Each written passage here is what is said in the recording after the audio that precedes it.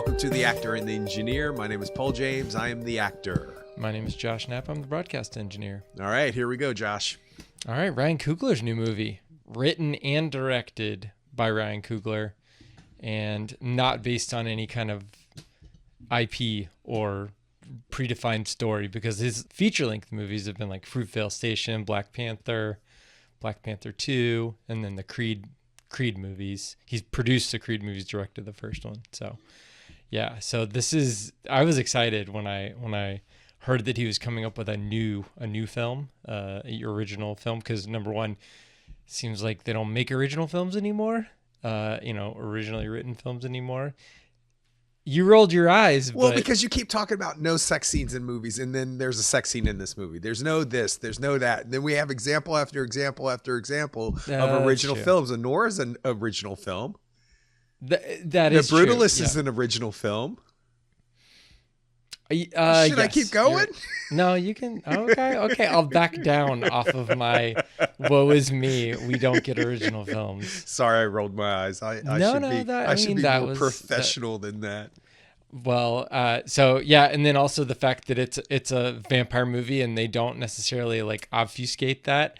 I was like, are they trying to do a From Dusk Till Dawn here? But not really. I mean, I don't think they did. There's a lot of time in there before the vampire stuff starts poking out, but I thought it was engaging up to that point. But yeah, I get it.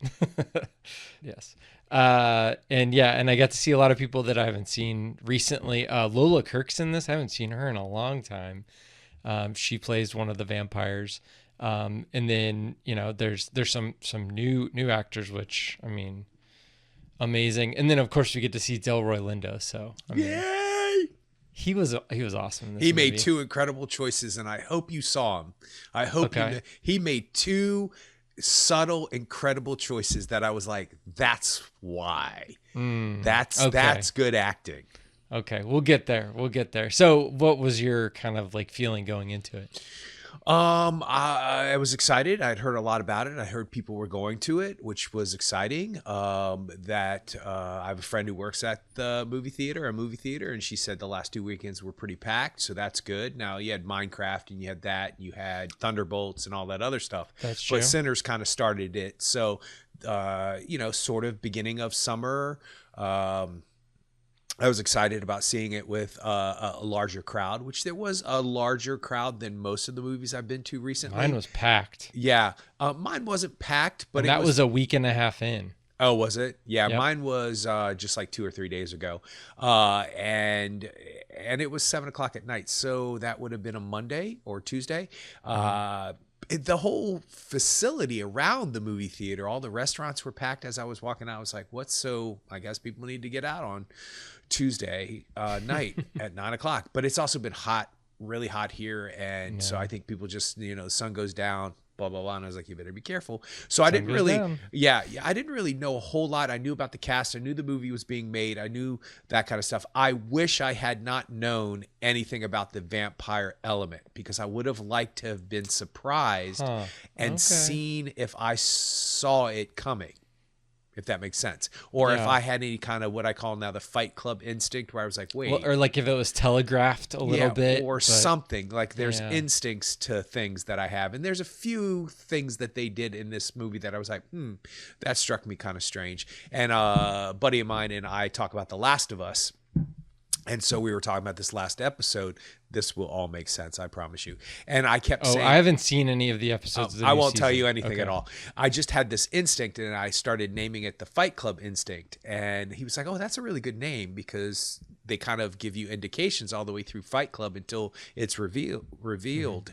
And so I said, I had a Last of Us instinct during the episode, and I had a few during this too. And it would have been fun to have seen what it would have been like to all of a sudden see that guy in the room with the teeth and the eyes and the blood, and then him jut up in the air, because you probably, if you didn't know anything about it, you still might be like, wait, what just happened?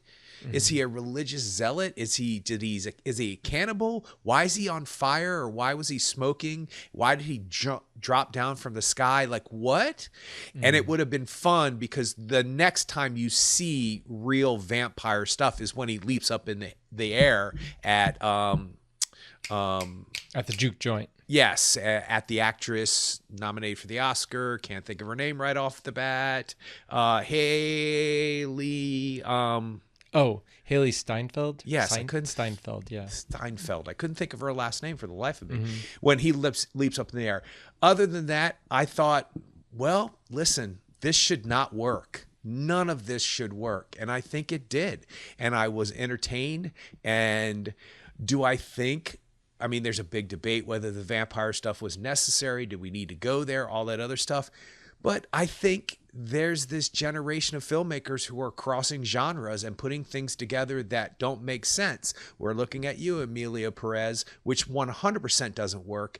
But this movie, Sinners, proves that you can cross genres and decades and centuries and costume eras and music eras. You can add music as if it's a musical without it being a musical. You can add monologues and soliloquies like it's a Shakespeare, but it's not a Shakespeare. You can add violence and you can add superstition without it being a vampire film. And oh, by the way, it's also a vampire film, which they are called into this realm because of a guitar player, or music, which is, Crossroads and, The Devil Went Down to Georgia, all that stuff. It's been in our lexicon of moviegoing and storytelling for a long time. So overall, I was entertained because at first I was like, wait, this is a character study and we're learning a lot about these people. And I was attached to these people by the time the mess blew up. So the mess blowing up was even harder to deal with because I knew, oh, they have that situation. They had this situation. Oh, they can't let her. She's family. I was attached to all of them. So overall, I think it's a tall order is what I kept saying to myself as I was walking out. But I think he pulled it off. I really do. I think he did. You're right. It's an allegory, and it centers on art and commerce. It's like how those two things interact.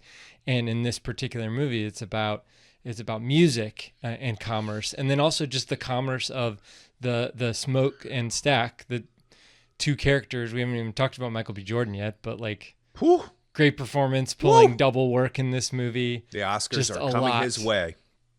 It's a lot, and he was able to he had a lot of different, he had the cool scenes and he had the difficult scenes, and he worked his way through all of them, and I thought he did a great job. But Smoke and Stack, those characters are, they think they're getting out of the South, but find out that there's similar things up north, especially when dealing with the mob and all the different organized crime up there. And so they kind of retreat back to something that they know, and I think they even said like the devil is better than the devil you don't type of a thing. So and isn't there that great line about there are cotton fields in Chicago, they're just tall buildings, they're just there's Jim Crow in the north, there's just taller buildings. It's that same kind of a thing. But those are the kind of focus, and that doesn't have anything to do with vampires. Like none of that has anything to do with vampires. And so the other thing I thought was interesting is the name of the movie being Sinners.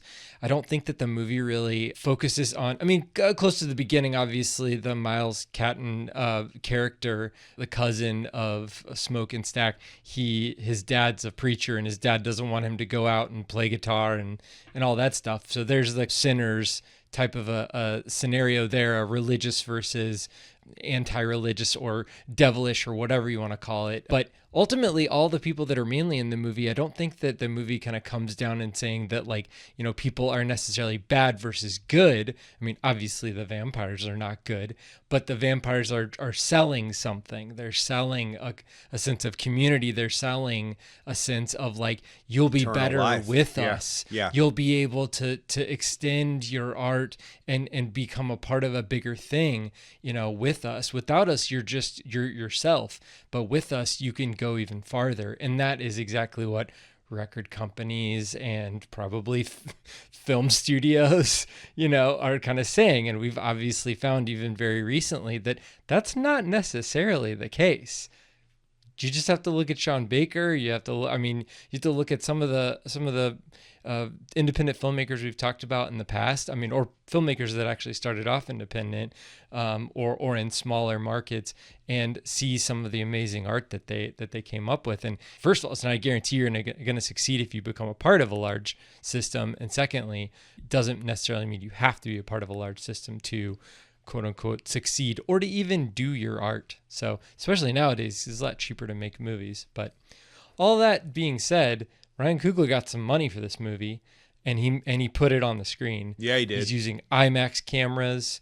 Beautiful. He's using CG to very great effect. I thought that especially at the very beginning, so I don't know what you were thinking at the beginning the first time you see Michael B. Jordan playing these twins, but I was thinking very quickly, I was like, all right, where are they going to cheat? Where are they going to cut between one and the other and not show them together? And the very first shot is a tracking shot. The camera is moving the whole time. One of the brothers rolls a cigarette, lights it, takes a drag, hands it to his brother, and then he takes a drag and hands it back. And you're just like, okay. It's giving me chills just thinking about the absolute pristine technology and the absolute pristine precision of that, how that must have been to film, because he even hands it to him and takes a drag and then hands it back to him.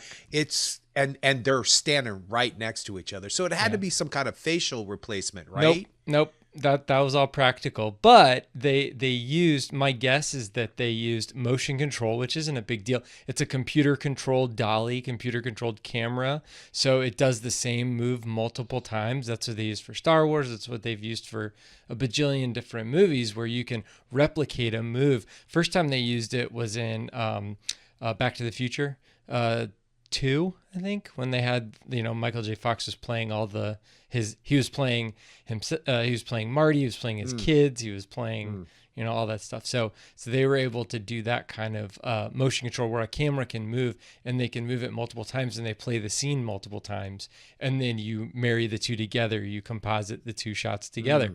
But in this movie, I think what they did as far as passing the cigarette back and forth, my guess is that that Michael B. Jordan actually had a practical cigarette, put it into some sort of a receiver, into something that attached it, and then he let go, and then he kept on doing his scene, and then they did the scene again, and that cigarette was still there in that holder, and then they timed it out, and then he picked up the cigarette, and then they stitched those two takes together. I don't even want to know, to be honest with you. It's really cool. Anyway, because the thought of it alone, trying to figure it out, doesn't diminish the actual effect, because sometimes when you figure something out, you're like, it's like magic. You don't know how to want to know how the behind magic the trick. curtain. Yeah. No, it's not that. It's just that maybe it's a little bit of that, but it's so well done. Yeah. My brain doesn't even want to conceptualize exactly how they did it. Well, and the other thing that I saw just very quickly that I brought is very subtle, but it's similar scene where one of them takes a drag of a cigarette and blows out the smoke, and the smoke goes in front of the other one.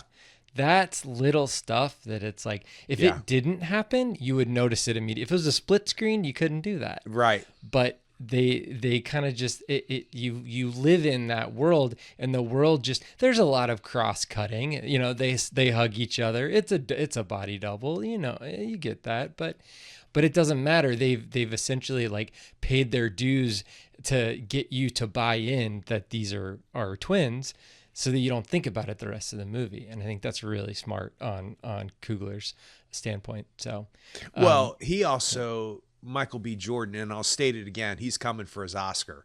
And I think so is Ryan Coogler. I think they're both going, by the way, we got Sylvester Stallone another Oscar nomination. He came this close to winning it. And we did this, we did that. Oh, we made Marvel's first Academy Award nominated picture. Oh, and we also got Marvel their first acting Oscar. And Ruth Carter got an Oscar? She won both of them. That's right. She won both of them. And I'm going to praise her in just a split second too, because it's outstanding what she did in this.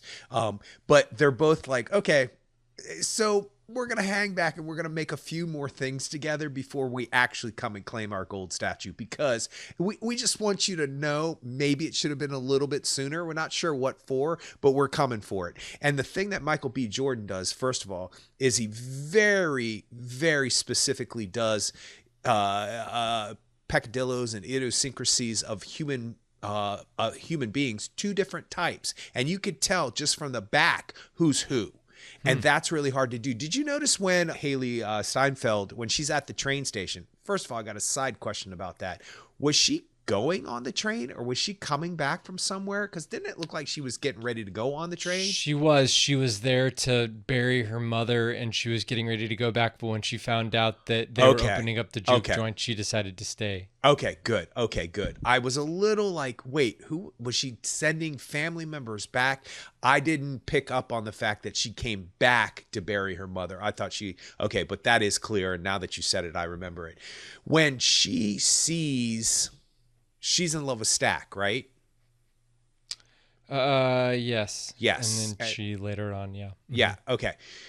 So it's Stack that she sees, and she starts walking over, and the young guitar player, and I forget his name too, Sammy, says, there's a white woman looking at you. And Michael B. Jordan looks over his shoulder and all of a sudden changes his body posture to be Smoke and to try to play it off like he's Smoke. Interesting. Because remember, she comes over and she says, she questions Stack, you know, like, is that you? And immediately he can't hold it. And she's like, it is you. Okay. I didn't pick that up. It's very, it's very minute, but it's so, I mean, it's giving me chills thinking about how well thought out that choice is. And maybe I saw what I wanted to see. It could just be that I saw what I wanted to see, but really in the long run, it doesn't matter because that's what I saw. And I when it dawned on me later on, because she does say, it sounds like somebody can interpret the scene like she's saying, hey, is that you? But there's a moment where she looks and she's not sure. And they're identical twins. So, I mean, there are a few facial things that they did differently with hair and the different color hats. I think their teeth were a little different too. Yeah. Like one of them had like gold in his teeth or whatever. Yeah. That like was a gold Stack. cap or something. Yeah. And did you notice that got pointy when he became the vampire? Oh, of course it did. Jeez. You might as well. I mean, come on. Thought that was brilliant. I was like, is that bent for his gold tooth? I was like, come on now. That's just genius. Anyway, so there are plenty of things throughout this movie that Michael B. Jordan does that when he walks in a room. Now, Ruth Carter, here we go. She does an amazing job. She dresses them in two different colors. The texture of their clothes is different. One is buttoned up, one is not buttoned up. Even the hats, like you have the larger brim hat for the salesman, and you have the kind of workman-like cap. Yeah, page boy hat. Yeah, there you go. Yeah, but it's very workman-like. It's not something that a kind of like highfalutin guy would wear. So, and I'll say one last thing about Michael B. Jordan. I think if we go back and we watch it a few more times, you'll start to see even more distinction between the two. His tone and his voice is different because one of them has a kind of a little bit of a deeper voice and almost a more authoritative voice. Stack does. And Smoke has a little bit more of a naivete in his tone, just a little bit. They've both been through hell, you can tell, both of them. But that scene, when he goes to his girlfriend, wife's, baby mama's shack, that both of them in that scene is just, it's stunning what they do. You can feel him holding back the emotions. You can feel her wanting to push out the emotions. And it's just really great acting. It just really is. So anyway, enough praise about Michael B. Jordan, which probably won't stop through the rest of the podcast, by the way. But there's just so many little things that he did that I was like, I've seen one actor play twins before, obviously. Sure. and there are things that they do, but they're usually larger things to distinguish the two twins, which, makes sense. But there's such subtlety in his performance that it's gold statues coming his way. Well, and that's another thing to bring up is that, they could have said to Ruth Carter, they could have said, hey, we need them to look totally different, or Ryan Coogler could have written the two characters as completely different, and there could have been ways to actually make Michael B. Jordan's life easier, to make his playing those two roles easier, but they didn't do that, and that helps to make it actually more realistic. Like you think about a movie like Multiplicity, where Michael Keaton's playing like 4 different versions of himself, clones of himself, but each iteration gets worse and worse, I guess, or dumber and dumber or whatever. But so that has got to be easier to play than something like what Michael B. Jordan was asked to do. That I think is, you're right. You should, I know you're going to talk about him again, and I think that he deserves all the praise in the world, but just to understand like how difficult it is to do what he did, that was a huge thing. What about Miles Catton, the guy who plays Sammy, who's ostensibly the main character of the movie? Yeah, it's his movie. So the movie wouldn't happen without him. So yeah, how'd you like him? Did you know he sung his own songs? Yeah. I think he might have played too. He looked like he played. So yeah. I just get a little mad. I just get a little jealous and a little mad. I get a little kindergarten. That's not fair. If that's his voice is incredible. Yeah. That moment when he sings in the car and Stack, he's like, what? Yeah. Also, the salesman comes out and he was like, we're going to make a bunch of money. I love it. I loved every second of it. I thought that he was the, what do they call it? The linchpin, the thing that held it all together. He's the Django piece that never fell. And I think that's important because the ending, which we can talk about whether or not it was a necessity or not, because I feel like people are talking about whether or not it was a necessity to jump to 1991. Yeah, the mid-credits scene. I personally think, why not? With everything that we saw up to that point, after the one song where all the generations and all the ancestors come back and all of their generational and ancestor costumes or clothes, all bets are off, in my opinion. I bought it. It's a vampire movie. Right. Right. But it's grounded in reality. So it could have really gone off the rails at any moment. And it doesn't, because he took it seriously. Not that anybody who makes a film doesn't take it seriously. I'm just saying he knew what he wanted, Coogler. He knew what he wanted, and he was not going to stray away from it. And I'm glad that they gave him money, and I'm glad this is what we talk about. This is why we talk about the Oscar nomination for Black Panther was so important, above and beyond it being the first action hero Marvel movie superhero thing to get nominated. Primarily African-American cast, all very important. But when Ryan Coogler walked into the room and said, I have this movie about this, this, and this, all these people are coming back. It's about music, but it's not. It's got musical numbers in it, but it's not a musical. And oh yeah, by the way, it's a vampire movie. They all went, okay, here's my check.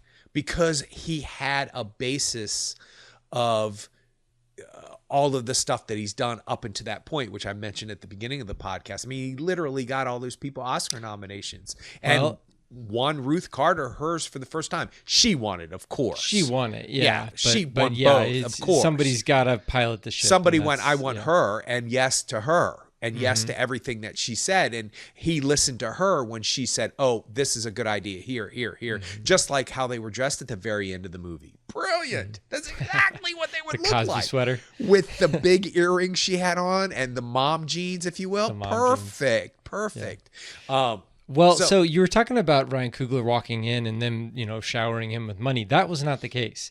He went all over and was not able to get funding until he got to Warner Brothers. And one of the main reasons is that he wouldn't budge on one of the stipulations that after 25 years, he owns the movie and everything associated with it. So that's a part of his contract that he signed with Warner Brothers.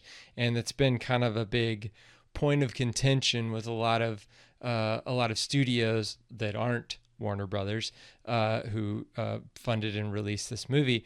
But a lot of other studios are saying, we can't do deals like this. But they have done deals like that in the past with other directors like Quentin Tarantino, Mel Gibson. I mean, yeah. So you kind of see the differences and similarities between these groups. Shocker. Yeah. So that okay, right so there, hold on a second. Hold on. Yeah. So it's not necessarily they weren't willing to give him the money. They weren't willing to make this deal with him. They wanted to make including the movie. he wanted X number of dollars to make the movie. He wanted points, which most Steven Spielberg gets points on every movie he does. Like he gets money. Actors get points. A percentage of the box office draw of the box office. I would have thrown Ruth Carter's Oscars at that person. I would have thrown the DVDs of Black Panther at that person. Yeah, listen. All creative struggle, nothing runs smoothly. So the struggle he had probably added to the integrity and texture that he got in the movie. So I'm all about it. But sometimes I just don't, and we've talked about it a million times, I just don't understand. Of course, you can't say yes to everything. But when Ryan Coogler walks in the door and says, I want the same thing that everybody else has gotten before me, and the reason why I haven't gotten it is as obvious as me standing here. Well, give him what he wants. Yeah, well, it's not everybody else. It's not like every director gets this deal. But, I mean, he's made way more money at the box office than Quentin Tarantino has. Wasn't Black Panther, once again mentioned, like $1 billion franchise? Yeah. Okay, I mean, shut up. Yeah. And then poor guy had to make another movie. He gets Angela Bassett her Oscar nomination second. She came this close to winning it. And he had to set up all the other crap that they wanted him to set up, which probably inhibited that movie, which we've talked about. That pisses me off. Sorry. No, the thing that kind of sticks it to the heads of these movie studios is that Sinners is making money and people are going to the theater to see Sinners. And that's probably not something that they expected. So it's becoming a real big deal for Warner Brothers, who has had a hard time with movies. I mean, they've got some big franchises like Dune, but it's Dune's going to end. You know, there's certain things that are just not gonna be able to pan out. But the fact that Coogler's gonna own this movie, and the fact that that's partially, I mean, that's mainly what the movie's about. The movie's about, you know, do you give in to becoming a part of a collective, or do you stick it out and stay, you know, with yourself, stay true to yourself, and do your art the way that you want to do your art and on your terms? And to become a vampire, you couldn't have done it on your terms. You know, you got to die, and then you can become a part of this thing. So it's a very clear allegory, you know, and it's pretty paint by numbers when it comes to that, but it includes all that style. So I was listening to a podcast with Ryan Coogler and Jordan Peele, which talk about, like, I could listen to them talk about movies forever because they're both really knowledgeable about film. But they were talking about, I mean, Coogler asked Jordan Peele like why he tends to play in genre and horror specifically, or at least horror adjacent things, because this is really the first time that Coogler has gone down this road to purposefully, I mean, yes, superheroes are a genre, but you know, there's kind of a reason, or a sports movie, that's a genre, but really when it comes to something that's so codified, like a vampire movie, like that is a very specific genre. There are certain things that you can do and certain things that you can't do. And Jordan Peele talked about genre and expectations, and about how when you play in that sandbox, you can kind of like rely on that contract with the audience, and then also you can break that contract with the audience, and that's where it gets interesting. And you can't do that if you're just like, oh, it's a drama. Well, there's no rules with drama. Like, that's so vague, it's not a thing. But once you say, oh, it's a vampire movie, it's like, all right, how are we going to utilize this? Yeah, water, but how are we going to utilize this to tell the story that we want to tell, you know? And that's the cool part to me is when you do play in genre, you can you can really kind of like with a scalpel decide what you want to include, what you don't want to include, and where you want to shock the audience or not shock the audience, I guess. There's a lot of horror movies out there that are very paint by numbers and people like them. So, I guess there's nothing wrong with that. What I was thinking about on the same kind of line of thought yesterday or whenever I was thinking about the movie. I was thinking to myself, yeah, there are rules, like we said, garlic, blah, blah, blah. You got to be invited in, all that other stuff. And I love that rule, by the way, because nobody's getting in, because I'm not inviting anybody in. Vampire or no vampire. No. You're such a welcoming host. No, get out. Get out. My domain. Bye. I've seen too many movies. Bye. I mean, forget about it. But I thought to myself, if they hadn't all gathered up with their stakes and their guns and, come on in, if they hadn't had that scene, would it have been a miss for me? Do we need the flying vampire? Do we need the red eyes? Do we need the teeth? Do we need these things? Obviously, we do to make a vampire movie. But if he left any of those out, would it have felt off kilter? So to me, it feels like he added them in because that's the rules of that sandbox. That's the rule of that territory. But at any given moment, he could have manipulated or taken something out or stopped something from happening. But he chose not to. He chose to put them in there in his way. And I thought that was really real, because we've seen millions of vampires not be invited into houses. I watched True Blood all the way through. And on that show, I take back my invitation and they go scurrying out like they have no power over it whatsoever. But have we ever seen a vampire movie where somebody's not invited in and then decides to kill somebody right there in front of the door where they're not invited in? I don't know. No. So I don't know if I'm making that point clear. I wondered if those cliche things, if he had left those out, would I have been disappointed? Like if they had died some other way other than the sun, or because sometimes you stab a vampire and they explode. I mean, there's different things that they go along with that kind of stuff. And I thought he peppered in just enough of those things that we know to make it work and to make the audience continue to be with them the whole entire film. So I don't know. It's an interesting thought, what he could have left out versus what he put in. And I think it's just the right amount of stuff. And the eyes, okay, we've seen it. Red. We've seen it. But have we seen it with lightning bugs when somebody's taking a pee by the tree and then all of a sudden you see two of the red eyes, and as the audience, you know what they are, but he doesn't. He thinks they're just bugs. He just thinks I was like, okay, that's clever. I mean, it might be too clever for other people, but I thought it was pretty clever. Oh, yeah. Well, and I do think that that's the other thing about genre is that you can kind of, if you don't have a good mastery of tone, especially in a movie like a vampire movie, it can like board on camp, because think of all the campy vampire movies there have been, whether it's like Vampire's Kiss or Buffy the Vampire Slayer, which I think Buffy the Vampire Slayer does a really good job. Hilarious.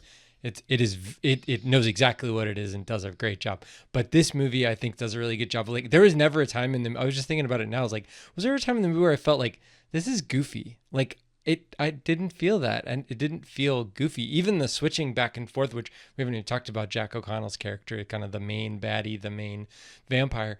We didn't really talk about his character switching back and forth between the Southern accent and the Irish accent, and kind of easily bouncing between those two things, and for reasons, it being, him being Irish and how the Irish were treated, at the turn of the century, especially in like the Northeast, and a lot of Irish immigrants were pushed down and, discriminated against in a different way than Black people in the South were enslaved. So totally different. But at this moment in time, being in the Delta and being, a place where there's a lot of plantations and a lot of sharecroppers, I mean, yes, they are freed people, but there's still a lot of limitations. Like we see how the one gentleman tries to pay for his liquor with a wooden nickel. Yeah.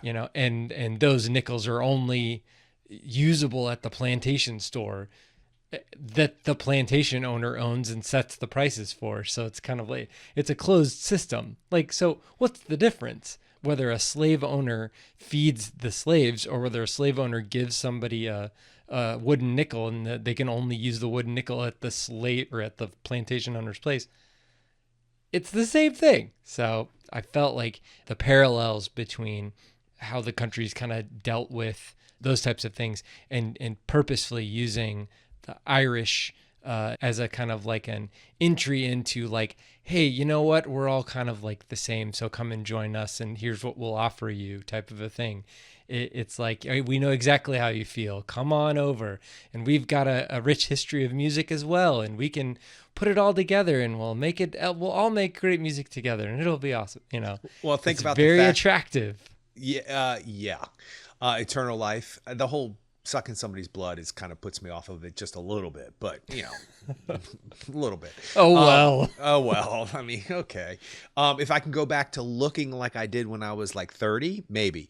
Jeez. Maybe. Possibly. But it's also Native Americans who are the people who try to warn Yes. you're right. And how many times did Native Americans try to warn people about stuff in this country that they were like, yeah, don't do that, and got slaughtered for it.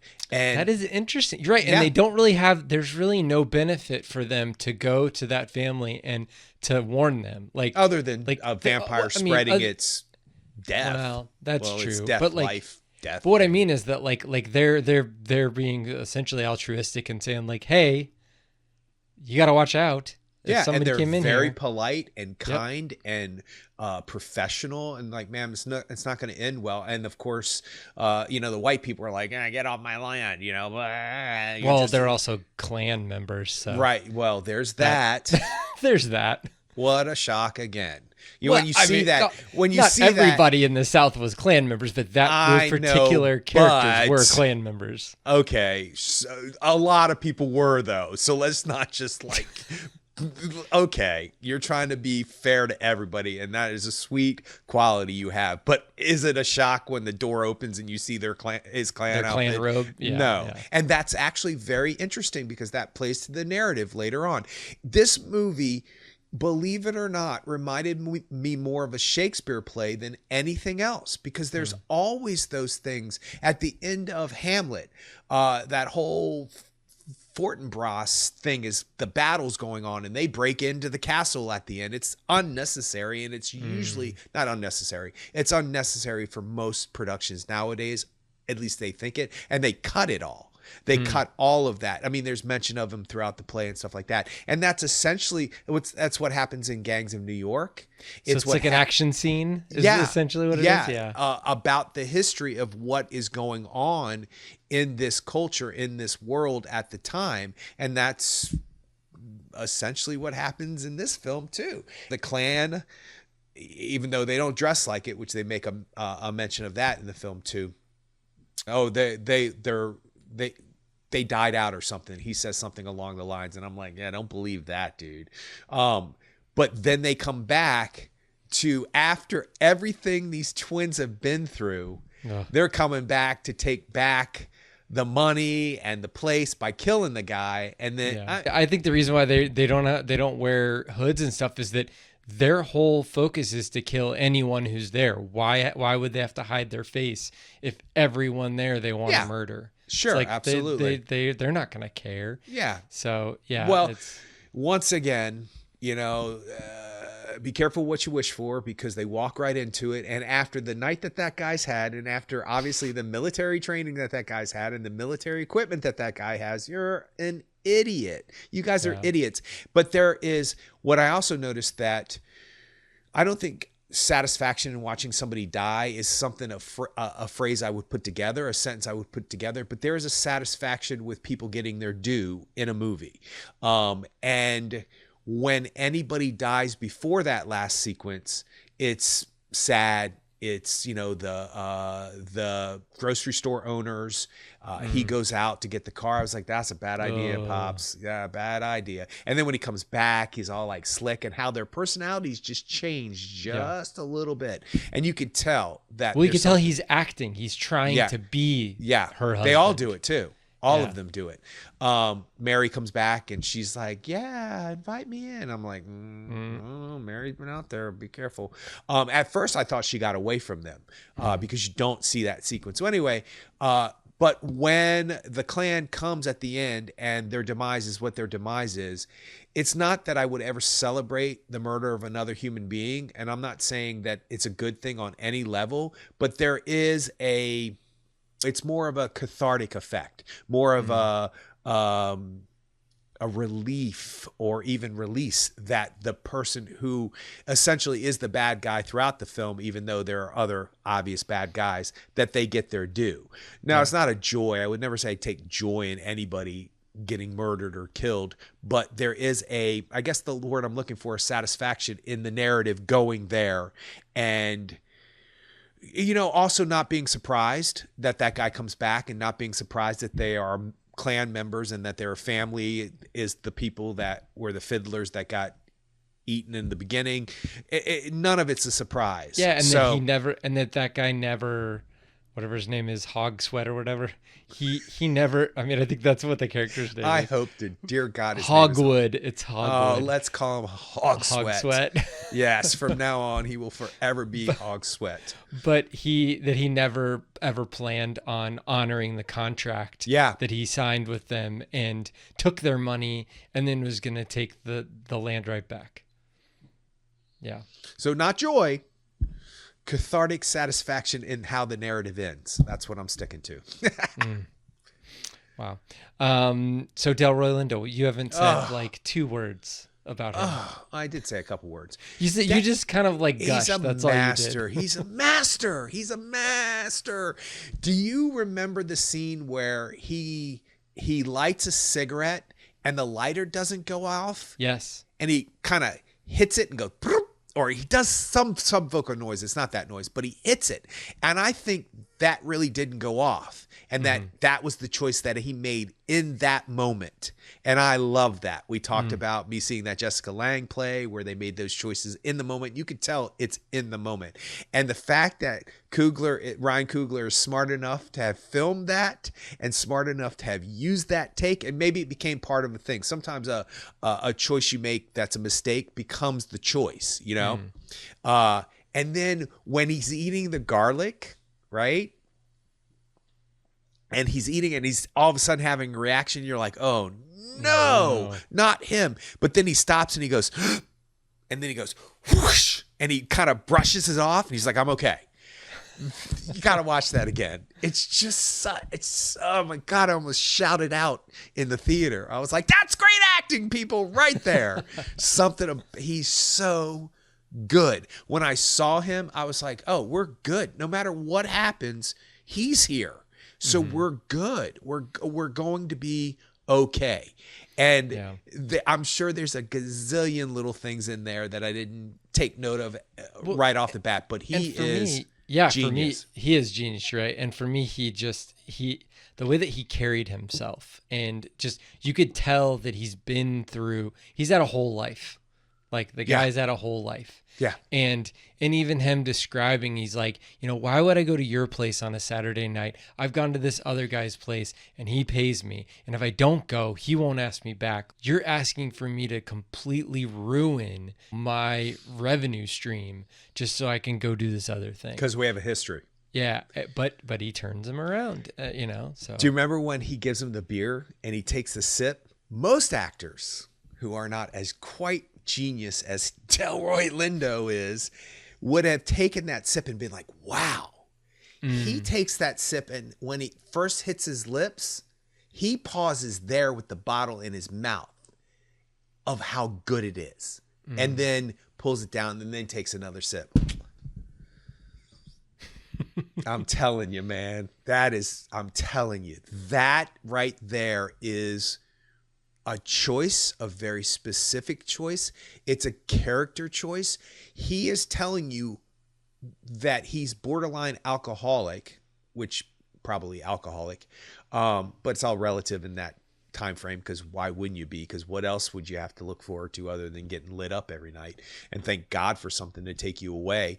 But you can tell that he hasn't had that good of beer. You could tell that that beer is going to be the thing. Oh, I get as much as this if I go with you. Okay, all in a sip.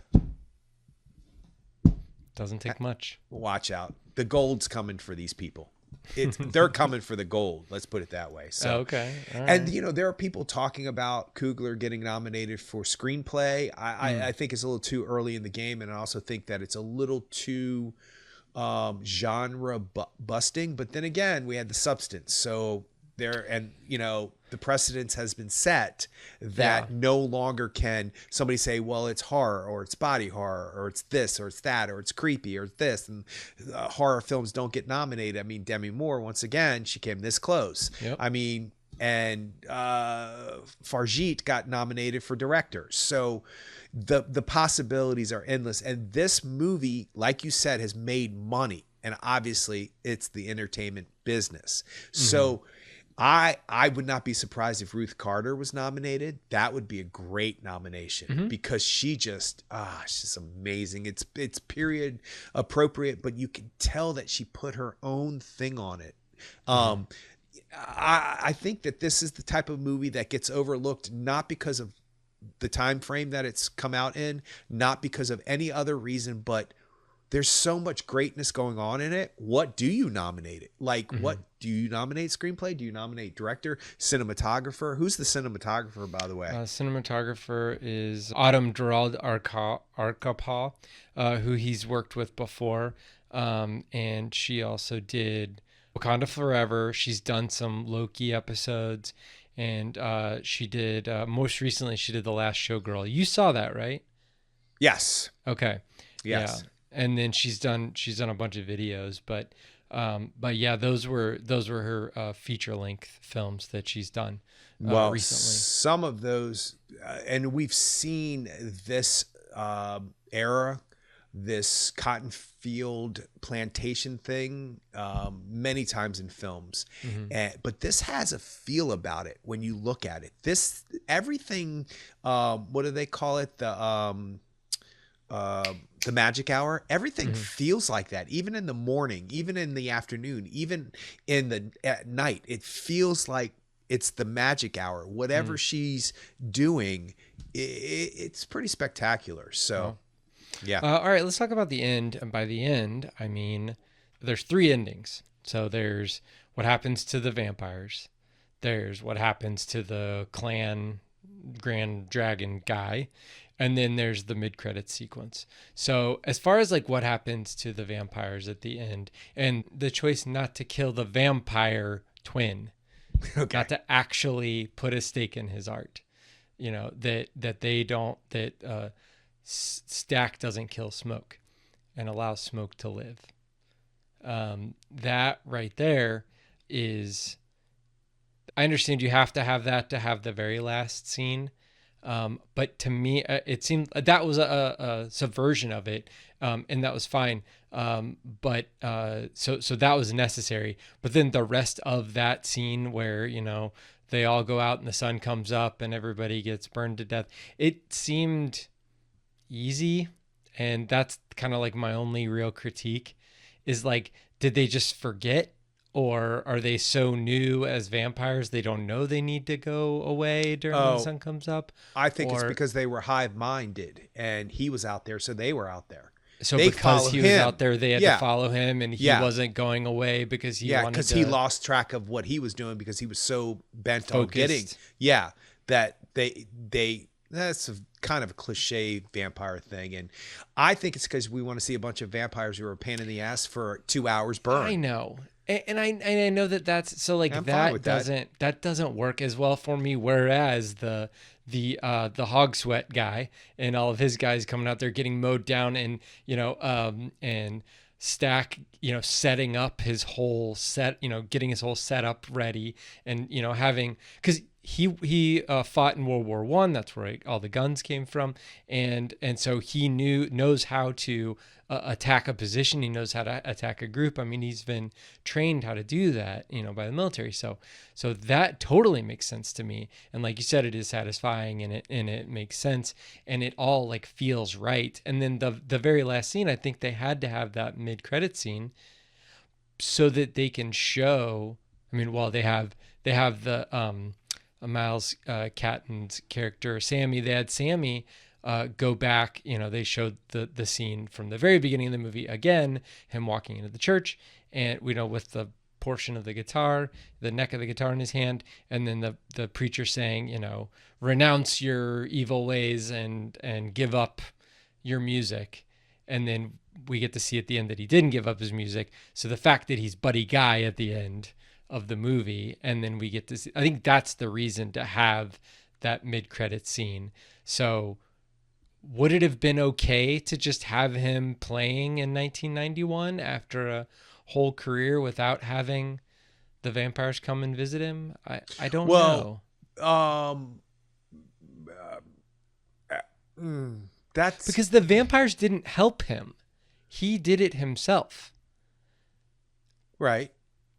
So it's not like, it's like the vampires are kind of saying like, hey, we were big fans of yours for the last 70 years or whatever.